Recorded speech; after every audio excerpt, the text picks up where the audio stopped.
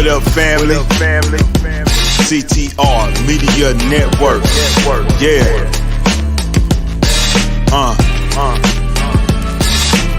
Best in the biz. Yeah. Join the team. CTR is who we are, the media network, that's the best by far. Whether you listen at your home, at your job, in your car, come get the information that's needed above par. Neverlasting, motivational podcasting, giving you the answers to the questions that you're asking. Serious talks and topics, how to come up and profit, how to better yourself, your health is here, we got it. Reaching 350 million, they tuning in. We in 50 different countries, we all can. And like-minded, find your purpose and your assignment. Come get your fix, your feel, your mental alignment. Get active and speak to the masses. Build your influence all levels and all classes. Now you know you can monetize and grow. CTR Media Network, start the show.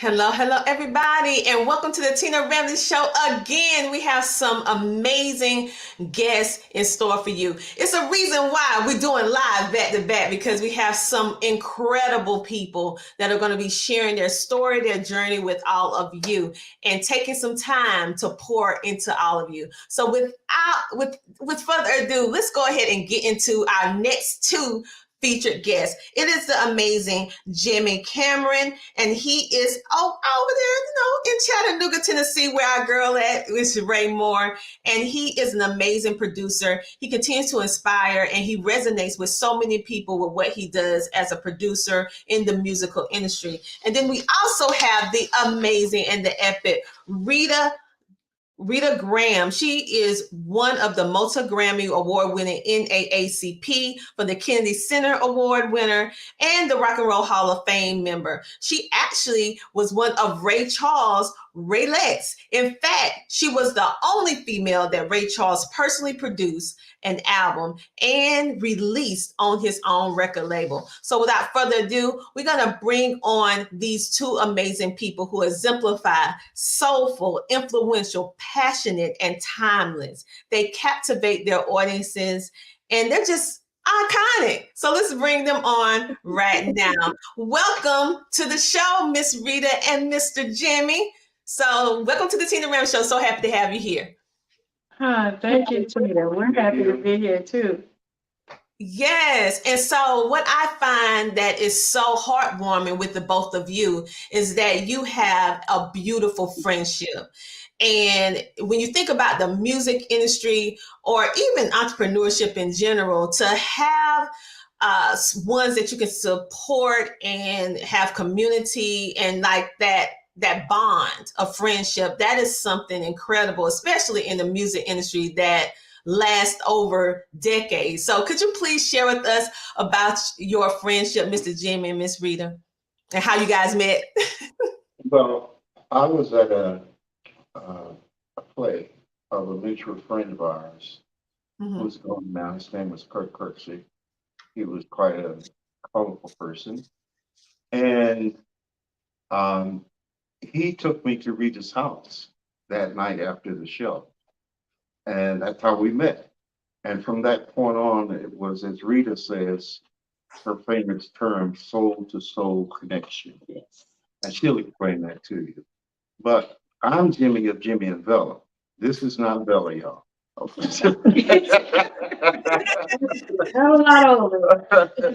But she's my dear friend, and I just wanted to give her some accolades personally.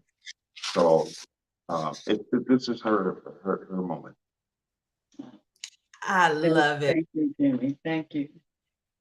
That night, that play was produced by Bill Duke and Mary Catherine Harold, who was a producer of Knots Landing. And they had done two 1-hour plays, not far from my house. My house was in Los Angeles was 2 blocks from the LA County Museum. And Jimmy came in and sat down and said, hello. Hello. And I know a lot of people have experienced that soul to soul connection where you meet somebody and that night you're friends. That's you. They say you don't choose your friends, you recognize your friends. And I recognize them. I recognize you. Oh, I love it. Yeah, the sugar just falling all on the floor, right? Yeah. But we were two artists who vacillated for one another. There was no mistake. And we've been friends for many, many years. And when I say that, I'm not saying it for show. When I talk about our friendship, it is a real friendship. Friendship to me is unconditional. There were times in both of our lives where I know in mine, where I needed her and she was there for me, she and her husband, who is no longer here. But this is why I wanted to show up, just to be in the beginning of this and say, that's my friend and you need to know her. Oh, now you trying to make me cry now. Usually I make people cry. Now you know I listen, I don't cry cute.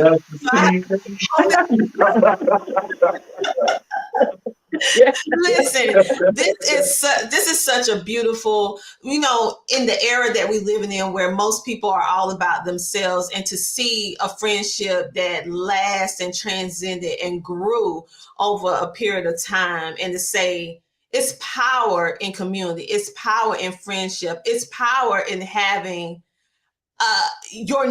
having a family. Because if you have a true budding friendship, that is not just a friend. That is now your brother, your sister.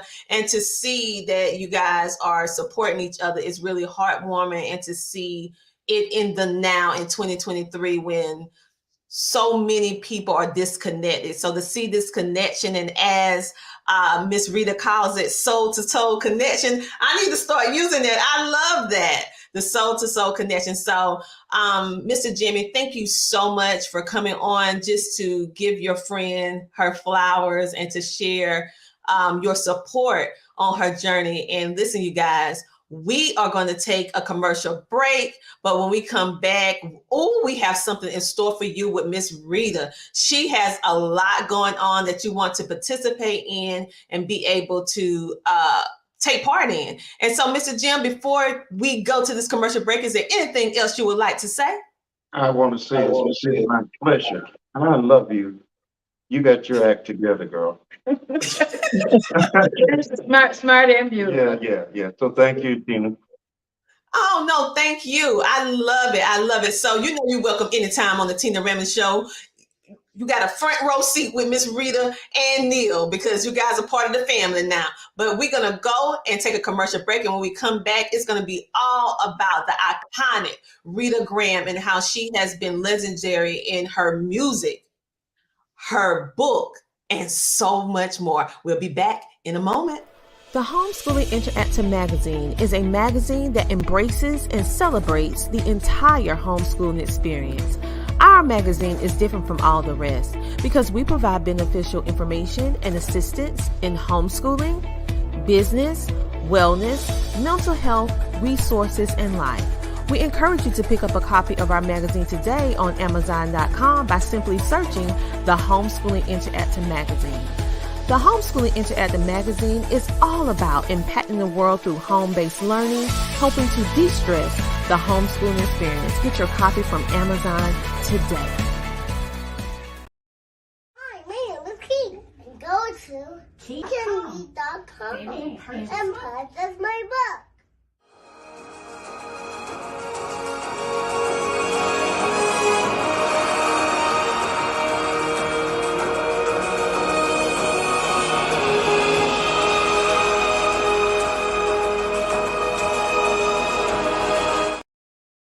Our CTR Media Network sponsors.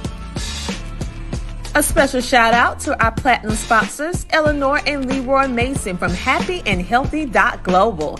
Happyandhealthy.global is a health and nutrition business that educates and provides essential natural wellness products to build your health and wealth. To find out more of what they have to offer to you, go to happyandhealthy.global. Thank you to our CTR Media Network sponsors. To learn more about our sponsors and CTR Media Network, go to ctrmedianetwork.com.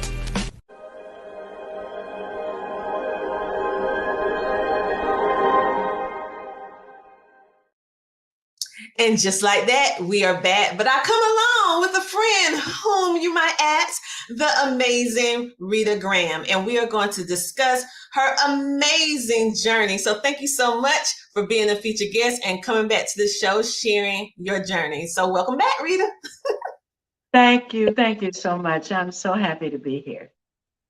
I am too. Let's jump right in because your journey is remarkable with the experience that you have in the music industry, especially in jazz and singing and everything like that. And so what made you decide? Was it something that you always wanted to do, to be a singer, or was it something that it was thrust upon? What was your journey on that? Going into the music? My mother was a singer, pianist, and my dad was a barber in Detroit, and he had this big, beautiful jukebox full of music. And at that time, I came along about the same time that I was a couple of years behind Motown. And I knew so many of the people at Motown. And I thought that was our music in Detroit. That was our music. But I was listening to everything, and I loved classical music, and I was a soloist with a professional choir when I was 11. And we had gigs. They let me sing a couple of songs, but that was enough for me to get hooked. That was enough to be like, oh, shoot, I want to do this. I never really dreamed of a career. I went to college to be a school teacher, and I got married. And real young, like when you're young, how everything just moves fast, everything is, Mm-hmm. And my husband at that time was a gambler. And I saw this ad in the paper that said, we're a theatrical agent and we book Negro talent. We were Negroes then. Mm-hmm. Yeah, Rogers and Rogers. And I called and I got this voice on the phone. It turned out Virgil Rogers was the guy that was the lifeguard in the swimming pool that I used to go to swim when I was 12. And he says, "Are you a singer?" And I said, "Well, yeah, I don't know." He says, "Well, come." He says, and let my mother hear you because she's a theatrical agent. LaJune Rogers, just a grand soul. She changed my life.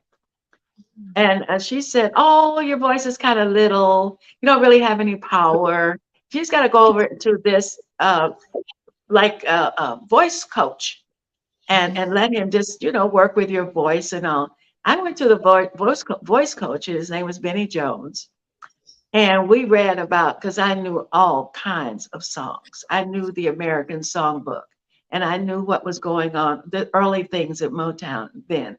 And I was just filled with, hey, there's a song, I can sing it. And he said, well, look, after we ran these 30-some songs with this, like I said, the American Songbook, he said, I've got a job in Toledo, Ohio, and can you come and do it with me 6 nights a week? We'll be there for maybe a couple of weeks. And I said, well, you got to come ask my husband. And my husband at that time said, "Oh, sure, fine," because he was glad to be able to have his poker games and stuff because I was gone. And I stayed on that gig for 6 nights a week for over a year. But at that time, and I tell so many people because it's hard, because we have all this electronic stuff now, it's hard for people to understand that there were nightclubs everywhere. People got dressed and came out 6 and 7 nights a week. And there was nothing else to do. Television wasn't, it hadn't really boomed then. We're talking about the mid to late 60s. And there were more clubs than there were entertainers and singers. So, yeah, so it just escalated from there. And then I moved to Los Angeles and got a gig with a boogie band And I never imagined in a million years that I'd be going to Australia. The Boogie Band got a gig in Australia because of me.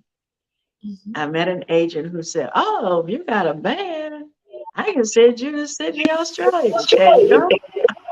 I'm like, cool, we could do that. And I was really blessed because my mother took care of my daughter. My mother and my wonderful mother-in-law made sure that everything was straight at home. And it was a golden path. And that's where I met Ray Charles in Australia, the night before I was due to leave Australia. So my whole life has been magical. It's been an amazing, magical path that never really, I think, as much as I wanted to make a lot of money, that hasn't happened yet. But I've had so many enriching experiences and so many wonderful musical moments. It's hard to describe. And you know what? Many people, when we think of the word success, generally speaking, many people attach money to success. Like, if I have this amount of money, then I am successful. But what I'm hearing from you is and what I want other people to realize on the Tina Ramsay Show is that success does not have to equate money. Your success, which is surpass any money amount, is the magical experiences that you had. How you just described your life. That is not something that is common, to be able to, okay, first of all, to get married early, and then have a husband during that era that say, yeah, go ahead and sing, go. Because usually, back in the day, they was keep you in the house. Okay. And so you go on, and then you end up meeting the band, this band. And then after that, you get this Australia gig where you meet the legendary Ray Charles. Like, that's not a coincidence. That is fascinating. That is success. And so when you measure all of that, like you said, you have all of these wonderful memories, and the fact that you're a leading playing person within this era, and the fact that I heard you say these words that I don't even think most people actually caught. You was living through an era, or you have lived through multiple eras, where we're called African Americans now, but back then we was called Negroes. And so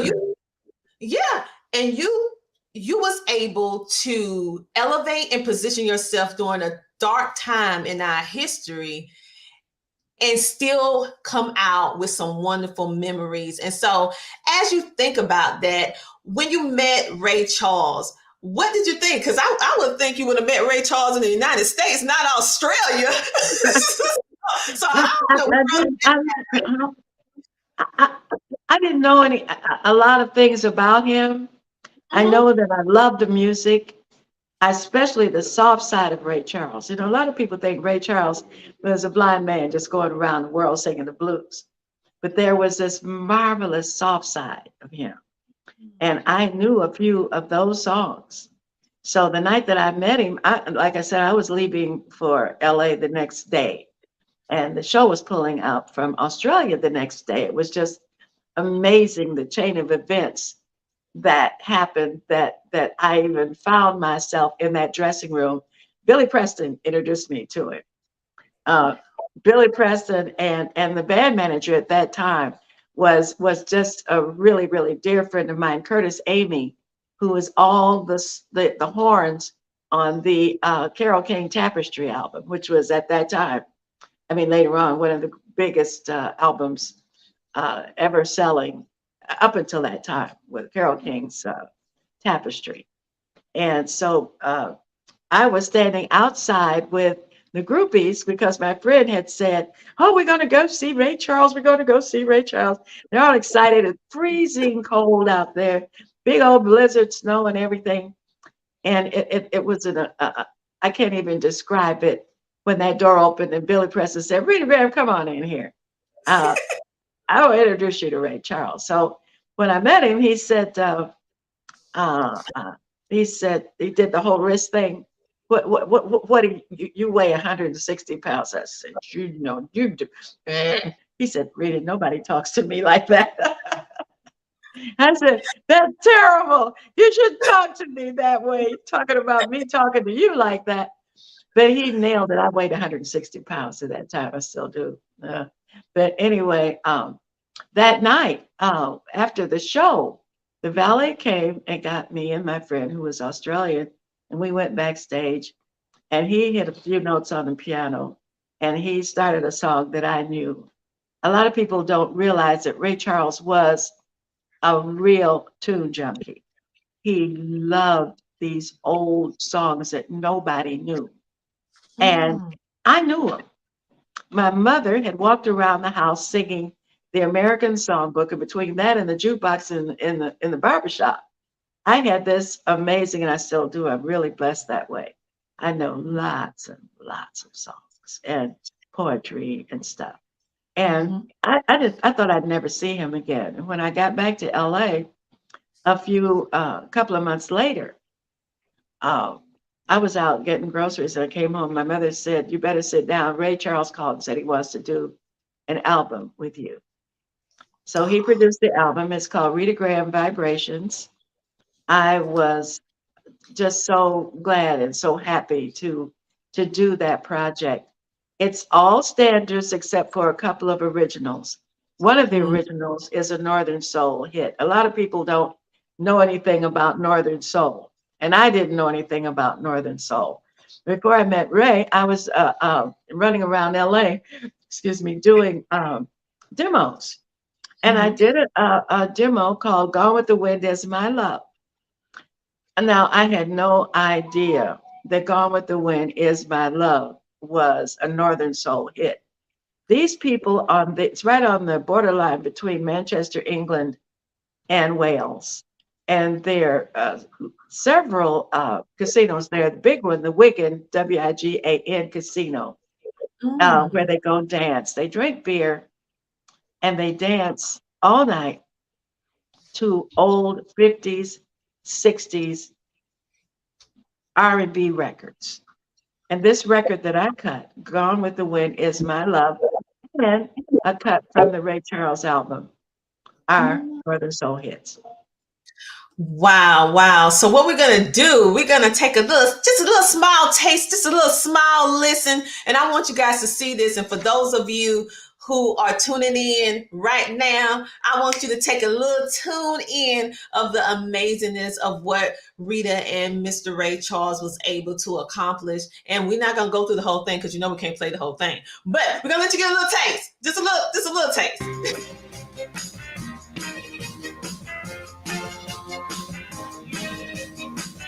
I gave up everything. I loved I lied. What things I possess, I knew it was wrong. You said it was great, and I did it for you, babe. Then now I see you leave right out of my life. My heart cries out. I gave you love, my devotion, and I gave you my soul. Well, my love, he's gone with the wind. Here's my love.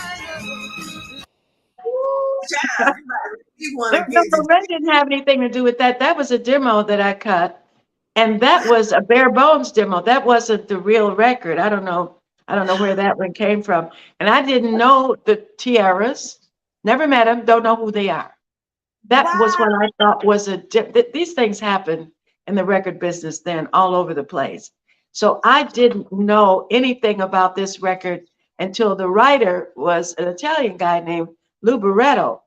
Got in touch with me on Facebook in 2011 and said, did you cut my record? He said, you had hit record since 1971. Wow. Listen, you have a very unique sound. Your voice is not something that's ordinary, and that is what drew me into your sound. And I can hear and feel when you sing, and to know that you went through all of these different things and these journeys, and taking you back to when you was telling us about your story of back in the day when we got dressed to go to the nightclub, go to the clubs. Like, I remember my grandma used to tell me stories about how she used to get dressed down in sequence gowns and go out to dance. She said, yes, we would go to the club and we would dance and we would have so much fun. We would have singers coming in. Like, it was an event.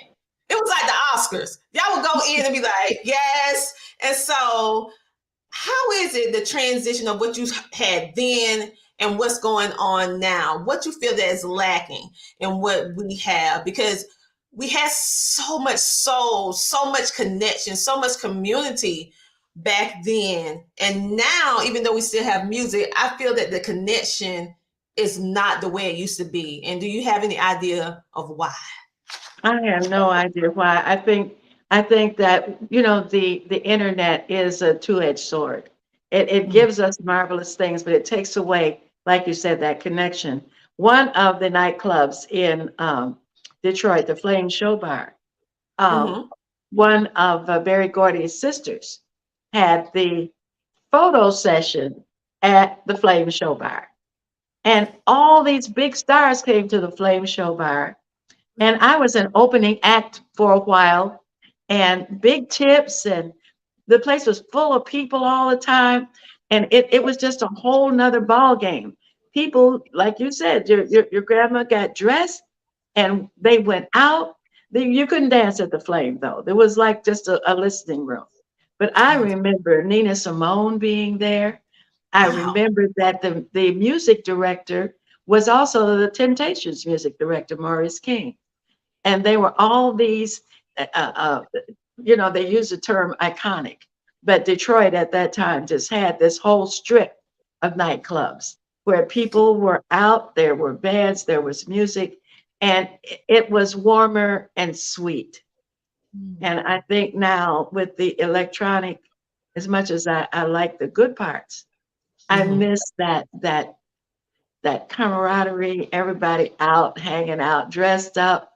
And even the little clubs had, they had a singer, they would have a band, they'd have a comedian, they'd have a shake dancer.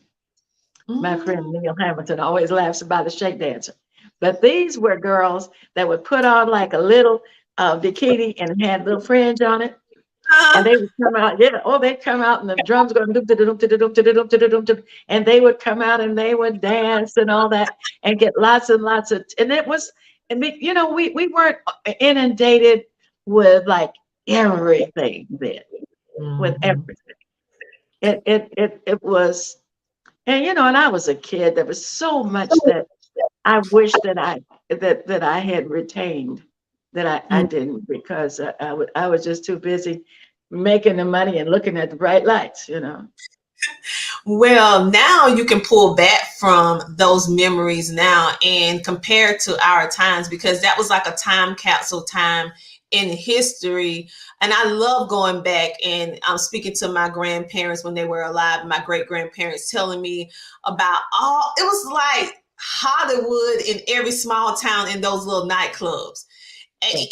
And they, you know, they had different people that maybe they weren't big superstars yet, but they were superstars in the local area. Everyone knew them, they met them, they ate with them, they sung. It was just an amazing time when my grandma described it to me. And so, and when you was telling that story and I'm seeing the smile on your face, I'm like, she has that same smile my grandma used to say when she was like, oh, honey, jeans? No, ma'am, we got dresses. That's right. Listen, my hair was done. We were smelling good. We had on gowns. Heels. Yeah, it was just a great time. It was a great time.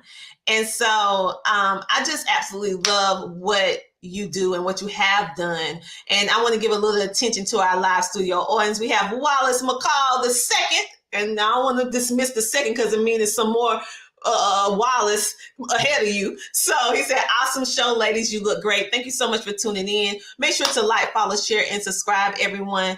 And so right now, I want to go back to when you think about your life as an artist, as a singer, is there any collaboration other than Ray Charles that you can think of that changed your life in some kind of way, that it has something that was memorable that propelled you to another level? Everything I did took me to another level, but I spent 10 years with a blues guy who is passed now, named Sammy Blue. Ooh. And we opened for Taj Mahal a couple of times, but we also did a movie called We're Kings. Sammy was I.B. King, and I was, what was my name? Lily King, right. I was thinking about Sammy, and that takes me off someplace else sometimes. We had a wonderful duo of classic, old time, what they used to call back porch blues. I did Bessie Smith. I did some blues that nobody really hears blues like that anymore. And when he passed, that kind of ended that. But I've gone off in all directions, into jazz, into pop, into soul, into R&B. I was blessed to originate the role of Coretta Scott King in a docu-musical called Selma. And we began in a church basement in 1974. And then we went from there to Redd Foxx put $500,000 into it. It needed $5 million. And I was not able to record the cast album, which is one of the things that I regret in my life. I'm sorry that somebody else was able to record when I wasn't, because I was still signed to Mike Post Productions. Mike Post later became the top music conductor on television. He did Rockford Files and Hill Street Blues and A-Team, and he's and Law and Order, and the last time I talked to him, he was a wonderful composer. We made some records, but nothing ever happened with it. And consequently, after I left him and moved to Atlanta, in the interim, before I moved to Atlanta, I worked with a marvelous saxophone player named Steve Hooks. We made a lot of records. We were called the Hooks Graham Band, and we were one of the top 5 bands in Los Angeles. And then the records at that time, nothing ever happened with them. A lot of those records are now on the Spotify and all those platforms. So anybody who's really looking to stream some of these directions that I've gone off in, these many directions, can go to those platforms and pull up some of the things that I've done over the years. And I recorded here in Atlanta. There was a wonderful supper club, I think the last of the elegant supper clubs, called the Sambuca Jazz Cafe. I had the Sunday night band there for 10 years, and I recorded live there. And so that CD, I think I'll make it available now that I'm understanding more about streaming. Make it available online, and here it is. And this is the way. Can they see that with the anyway? That was the way the room looked. It was marvelous. It set over 350 people. And one night in February 7th, it was Bobby Brown's birthday, and he and Whitney came in. I still, to this day, I wanted to see what Whitney had on, and she was surrounded with so many bodyguards. I didn't see what she had on, but I said, ladies and gentlemen, the greatest voice of our time is in the room tonight, Miss Whitney Houston. And I saw her hand go up. All I saw was that. And then Bobby jumped on stage with me, and he said, "It's my birthday." He says, "and I want to sing." And I said, "Oh, please, please do." And he kicked off Superstition. He said, "Superstition in G." It was amazing. I just wish that people had I wish that people had a camera that night to catch that moment. And then the next set, I opened the next set with Marvin Gaye's "I Want You," which is a song I do a lot in my sets. I still do. And it just when I opened the first line and I said, "I want you," Bobby jumped on stage with me and I said, "I want you." He said, "I want you." And we did this duet and it was kicking. And nobody had cameras then. And I really regret that. But this is a CD live at Sambuca, Atlanta. And what I did on this song, on this project, I did 2 bossa novas, 2 jazz ballads, 2 blues, 2 originals. And because I kind of wanted to reach the festival audience. But that's, and I'm going to put this on my website for people to be able to download once I understand how to do that. And maybe somebody can help me with that because my tech skills are in the Stone Age. Oh, well, we have people. We have people that know how to do that kind of thing. Okay, so the fact that you're able to do all that, and what I think when you was reading off the songs that you actually produced on this amazing CD, what pulls my attention is that you have been able to do something that very few artists or singers are able to do. You're singing in very different genres.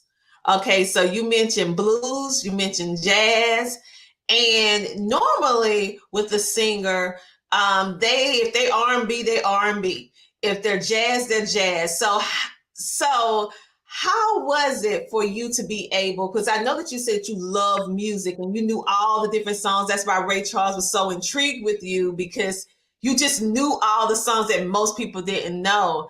And so I see that this is incorporated in all of your music. So when you're picking songs or selecting songs, do you think, okay, I'm going to sing a jazz song. Okay, I'm going to sing an American song. Okay, I'm going to sing an R&B or a jazz song. Or do you just sing a song that moves you? You just nailed it. I sing songs that move me, and all genres. I just crossed all these lines, but I learned that from RC. That's the way Ray Charles was. A lot of people don't realize that because they heard the hit song. They heard, "Hey mama, don't you do me wrong," and they don't realize that he could sing "It's Not Easy Being Green" and bring you to your knees. So I think that was my influence, was the 2 years that I spent with him and listening to him and listening to his stream of consciousness. Because he would call me sometimes late at night and say, "Miss Rita, you know this song?" We'd be talking about song 2, 3 o'clock in the morning while he's in Scotland or somewhere. Wow. He loved music, and he loved talking about song and about the lyrics and about the way that song made him feel. And I guess maybe I caught some of that, I know you did, because it's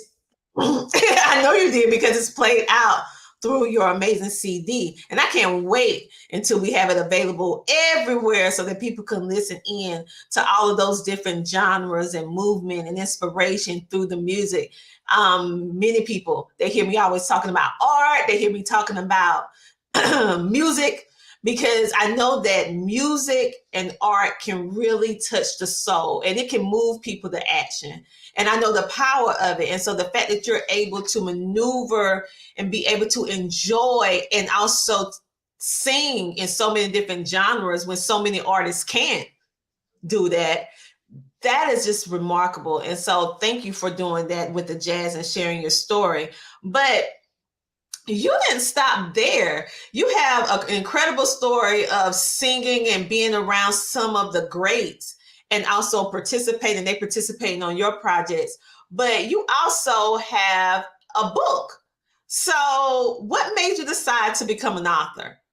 Well, I was in Manila. I was working with a 16-piece band at the Intercontinental Hotel. Mm-hmm. I had an agent that sent me to from Tokyo to Manila to Okinawa to Taiwan. It was a marvelous tour. And while I was at the Intercon in Manila, the people who were taking me around, they took me to see the museum of the person, Jose Rizal, who was the person who was a freedom fighter for Filipinos. And he was a medical doctor who spoke all these languages, 20-some languages. And I thought, wow, this is really great. And when I got home that night, I had a vision of this man in my room. And, people think you're crazy when you tell them stuff like this. So it's okay. Think I'm crazy. It's all right. And he said, come with me to the square. And I went to the square with him, and he was dying. He'd been shot in the back. And I was so distressed. I know you've had those dreams where you just, you just feel this heart pounding and all that. And I'm like, oh my God, oh my God. And he said, it's okay. You're here. It's all right. It's okay. And I thought, oh my goodness. And when I realized that all of the fighting that was going on around him, that I had thought when I was in the museum, I thought these people were fighting with bows and arrows. But actually, this was like 1860 something, and they were shooting at each other with guns. And then I found out later on that he had been shot by a firing squad. And then I remembered that I had dreams about a man coming home with a white shirt, turning his back covered with blood. And I dreamed about that when I was a child, and then I dreamed about it again when I was a young bride, that my young husband had done the same thing. And I realized I've been dreaming about this man in my life. And I thought, we are connected in some rare and unusual ways. So my book, Karma Rising, is a murder mystery, and it is based on reincarnation and past life regressions, and people remembering through deja vu and various regressions of things that happened to them as we search for the killer. It takes place in 7 days, but because of the past life regressions, that's why it's such a big book, because each character in the past life regression, the question that is asked, what is in your deeper mind? What's in your deeper consciousness that is affecting your life now while they're in this light state of relaxation? And then out comes this personality from the 19th century. So it goes back through slavery and through all of the Civil War and all of the pain of the Civil War. That sounds like a movie. that sounds like a movie. Yes, it does. And I had somebody who was going to produce it, and he passed. He was assistant director. Willie E. Simmons Jr. was assistant director on Scarface and Color Purple and Deep Cover and a dozen major films in Hollywood, and he was going to produce it. But it was such a big story that we didn't want to put it in, it didn't fit into feature film length. So what we have now is 5 episodes. They call it a limited series. It's 1 story in 5 parts, waiting for a producer and funding and all that good stuff. Oh, that's gonna be good. Okay, listen. All right. I hope someone watching that can do all of that and more. Like as she was describing the book and the backdrop on it, I mean, I could literally see all of that you were saying in film. And I see it as a series, as a TV show, and a series TV show. But anyway, that's me. But listen, you have so many different pieces that you have been able to take part in and sing in. And I heard that you do spoken word. So if it's anything you would like to share in spoken word, or if you feel like singing something for us tonight, then you are more than welcome to sing us a little ditty, and I'll pull myself out, because honey, you need the full stage. I don't need to be on here with you when you're doing your thing. Oh, I don't know. That's too spontaneous. I'm not ready. I wish I had known. I thought about it. I've been thinking about that. I've been thinking about that earlier. Spoken word. Okay. Awesome. Spoken word. Let's see. You can read it. You don't have to say it from from your memory. You can read it. It's your words. Oh, I don't. Oh, okay. Let me pull. I think I can remember it. This is a character in Karma Rising. She says this.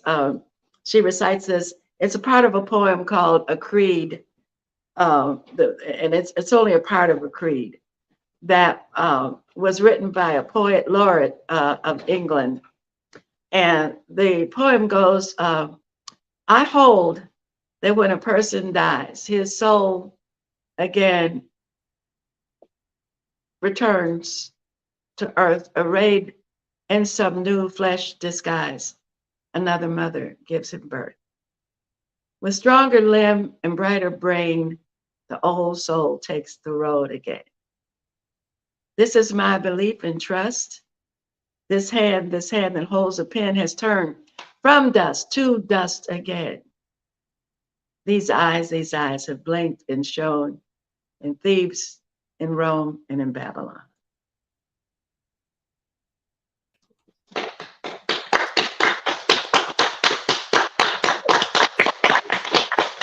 That's real claps, people. That's not automatic. That's real people. Thank you so much. That's real people.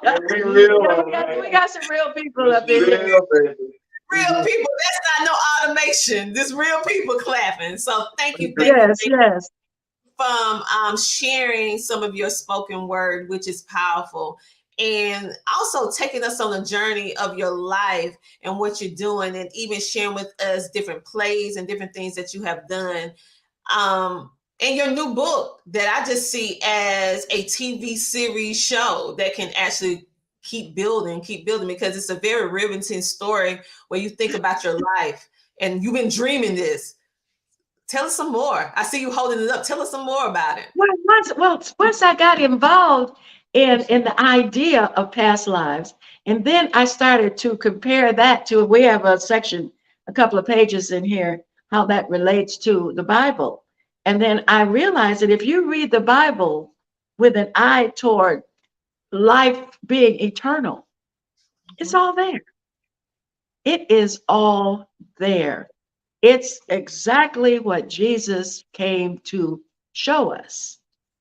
And once we realize that and look to the things that the Bible says, and there's one quote that I say in here that I just love, where and I think it's in the Old Testament, where it says that what was done shall be done again.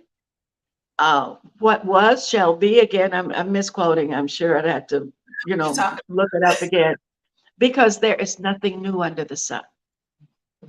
And once we understand that, and I love the words of Jesus when he said, in the world you should have trials and tribulation, but be of good cheer, for I have overcome the world. Then in another place in the Bible, it says, Jesus Christ in you, the miracle that's been hidden for the ages. So this is an energy that we all share. And I've got this wonderful TikTok from Terrence Howard, where he's speaking at Oxford, and I had it in my phone, but sometimes my phone cuts things down. It doesn't really tell the whole thing. It's only a few seconds long, but he's saying that energy just reboots itself. He says, take no concern about your life and worry about your life, because you've done this 1,000 times, he says.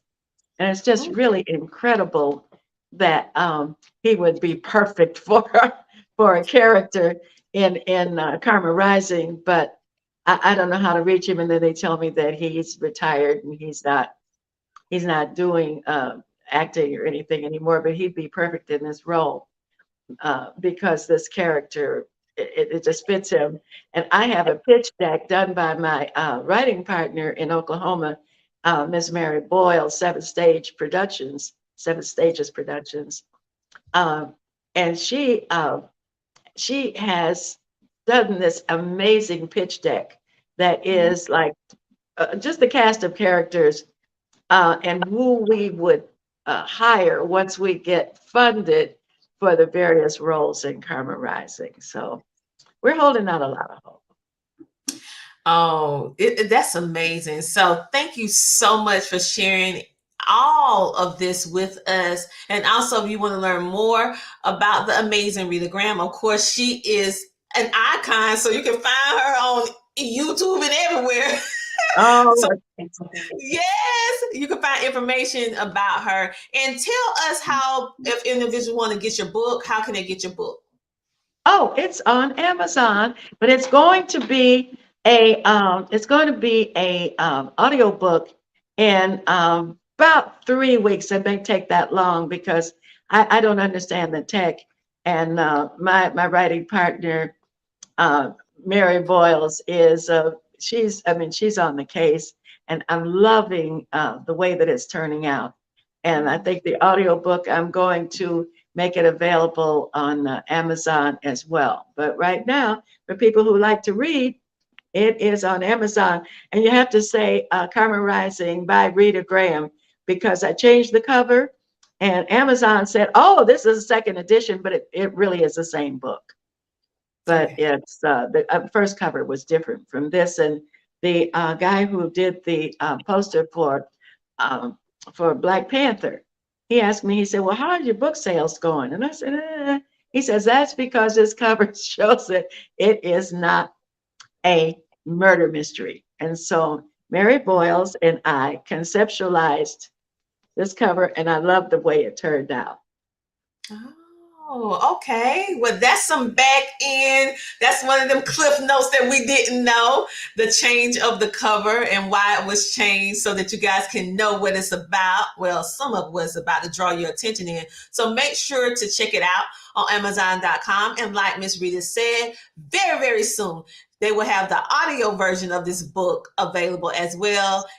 We hope Amazon, but do you want them to go to your website to be able to get some updates, or do you want them to go to Amazon for all the updates? So in regards to your book, Amazon right now, because I don't know how to I don't have the tech to understand how to update my website. So Amazon for now, please, because like I said, going to my website is like, I don't know what's on my website. So thank you for this opportunity. I really appreciate it, Tina. I'm enjoying every moment of it. Oh, I'm enjoying every moment of it. So let me give some shout outs. We have some people on live. Hello, Curtis. Thank you. Hello, Sheila. She says she loved this. You guys make sure to go to support her on Amazon and hold the book up so we can see it again, so they can see it. There really is the book. I never know what you're saying because I can't see it. Am I holding it right? Yeah, you holding it right. And so you guys, you can go pick that up if you want to get a riveting story of going through different eras in time and how the characters survive. Who knows? Who knows what happens? If you want to know what happened, then you got to buy the book to know what happened. And it's by the amazing Rita Graham. So I'm excited. I'm like, man, I'm ready for the movie and I'm ready for the sequel. Oh, thank you again. Oh, someone said, are you on LinkedIn? We got some people from LinkedIn. Listen, you guys, tap on in. She wants you to go to Amazon to get her book. I don't know if Miss Rita is on LinkedIn, but I definitely know she's on Amazon.com. So make sure that you guys go to Amazon.com. Let me show you guys the cover. Once again, this is the cover. This is an amazing story about going from past lives and transitioning. And this is, as Miss Rita had described, something that she dreamed about. And so she was able to put this in a story, and that you can really understand what's going on. It's a suspense mystery, and it is a 5-part limited TV series. And we are saying the film, the TV series will be coming soon. We're putting it out there in the air. It's coming soon, so get ready. But until then, get your book and stay on, put your phones on notification, because very soon they're going to be dropping their audio version of this book, so that you can be able to listen to this book very, very soon. And hopefully it will be on Amazon. Okay. And so let me pull that off the screen, and let me see someone else comment. Oh, Dr. Janice, she said, will do. Okay. And when you do, take a screenshot and we'll post you on the Tina Ramsay Show for supporting the amazing Rita Graham and getting the book. Okay. So thank you. Listen, Miss Graham, thank you for everything that you contribute to our legacy of music, from jazz to American music to the blues, to sharing what you do, and also taking us on a journey of your life that was not, sometimes I make up words, happenstance. This was not a coincidence, some things that actually happened in your life, and how to see it going full circle. And now you have this amazing book. You also have your CD. Hold it up again so people can see the CD. Oh, there's the book, and there is a CD. That's Rita Graham live at Sambuca, Atlanta. Mm-hmm. And there were 5 Sambucas around the country, and they all had music 7 nights a week of jazz, and it was an amazing experience, because they were, like a lot of people said, well, since it's a cafe, they were thinking maybe concrete floors, wooden tables and stuff like that. And I found this photo of the way the room looked at that time, and it was an amazing experience. A lot of wonderful artists would come through there. They had a heavyweight series. So we had Chuck Mangione was there, Chucho Valdez. The last time I saw Ray Charles, there was a private party there with RC, and I had a chance to hug him and sit on his lap and let him know how much I loved him, and always will. Oh, my goodness. Now, these are the stories that you never see on movies, that you never, like, she lived it. She lived it. She was with Ray Charles. They had this relationship where they shared music and just supported one another. And we just met her amazing friend, Jimmy, in the first part of this segment. So this is amazing. So, thank you for our live studio audience. Sheila Hill, she dropped the link to the book in the comments. Boy, I tell you what, the Tina Ramsay Show supporters, boy, y'all be on it. You pulled that link. Oh, thanks. Thank you. This today was just a miracle. Just to see Jimmy Cameron again. And listen, my story is nothing. Wait till you hear what he has to say, because they had hit records, that he wrote songs for Barry White. He had a big, massive hit that was sampled by 50 Cent. He's crossed genres all over the place, and he's still a lovely, lovely human being. Love it. And Sheila said that you have some amazing experiences. So thank you, Sheila, for dropping her link to her book. And you guys make sure to go ahead, order, and let me know. Order the book. Because she made it very easy for you to click and buy. All right. So, Miss Rita, thank you so much for stopping by the Tina Ramsay Show and giving us some of your time and sharing your amazing story, and also sharing in the beginning your amazing friend, Jimmy Cameron, your friendship, and showing how true friendship still exists. It still exists. It is thriving. And it's just a beautiful thing to see. We had an amazing time with all of you. And this wasn't a coincidence. We were meant to meet and collide just at this time, such as this. So I appreciate it for you coming on to the show today. And thank you for all the contributions you made to history. Hey, I appreciate you, Tita. I'm gonna follow you, and I'm gonna be listening and watching what you're doing and keeping up. because I have a feeling that you are going to educate and inspire millions. So keep going, girl.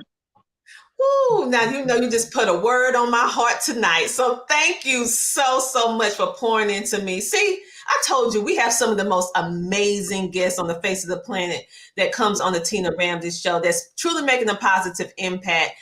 And they're some of the most humble people with all these accolades, and they're still down to earth and humble, wanting you to walk into your purpose and your dreams. So on that note, you guys, if no one told you this on today, let me pull you out. Rita, if anything else you want to share before we close out.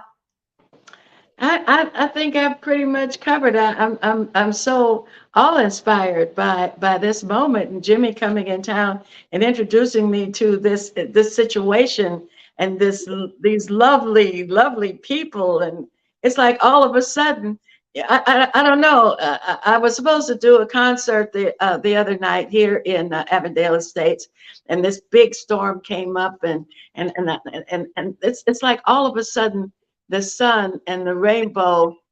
Neil Hamilton took this marvelous photo of rainbows, and this was like the rainbow has materialized to be able to have this time with you, and I thank you. I thank you. Oh, I thank you too. And you're welcome back anytime and keep us posted on all your different projects. And I know that series, that movie, that show is coming.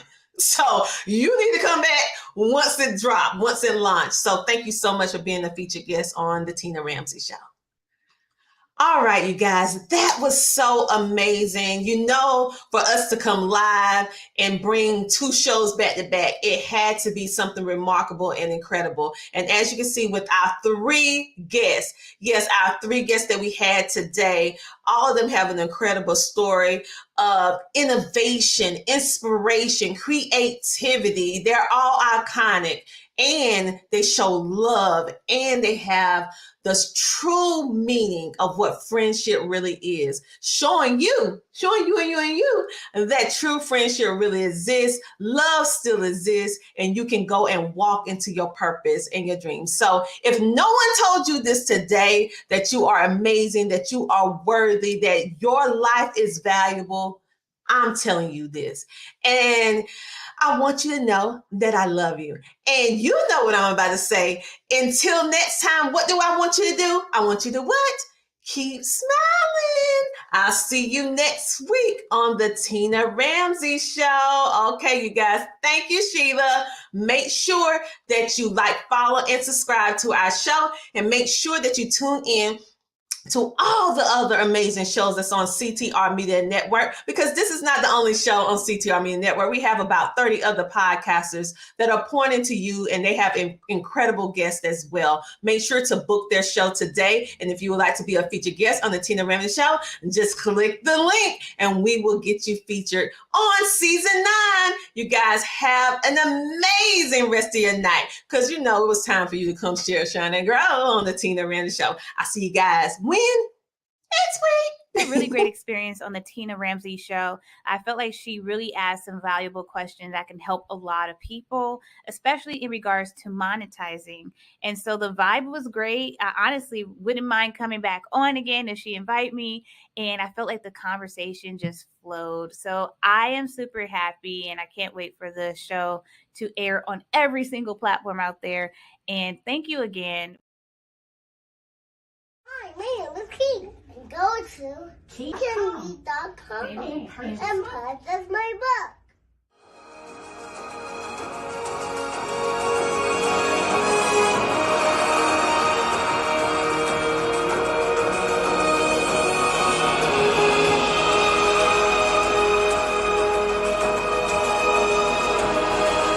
CTR Media Network is now accepting new podcasters to join our growing network that's reaching 350 million global listeners.